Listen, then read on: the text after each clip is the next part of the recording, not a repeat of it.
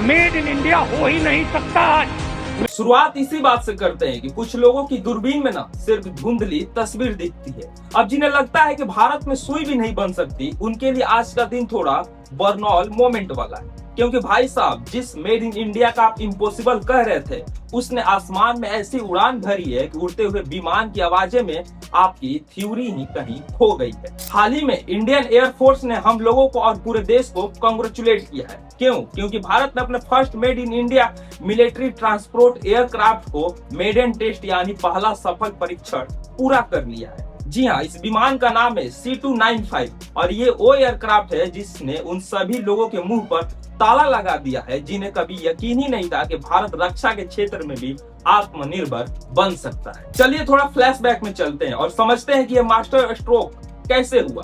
साल 2021 में पीएम मोदी ने स्पेन के साथ 56 मिलिट्री ट्रांसपोर्ट एयरक्राफ्ट के लिए 21,935 करोड़ का एक बड़ा कॉन्ट्रैक्ट साइन किया।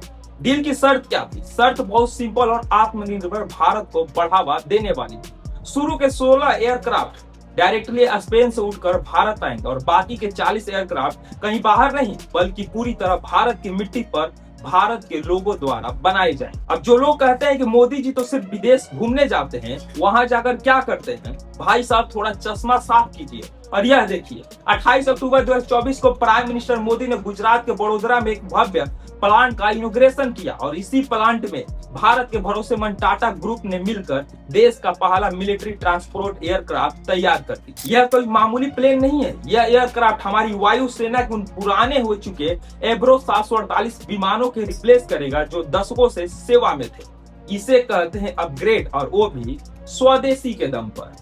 तो मोरल ऑफ द स्टोरी क्या है? विदेशी दौरे पर सिर्फ सैर सपाटा नहीं होता, बल्कि जब नियत साफ हो और विजन बड़ा हो तो ऐसे ऐतिहासिक सौदे होते हैं जो देश की सुरक्षा को मजबूत करते और रोजगार लाते।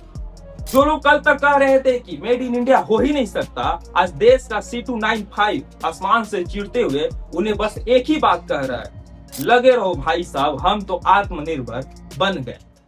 जय हिंद।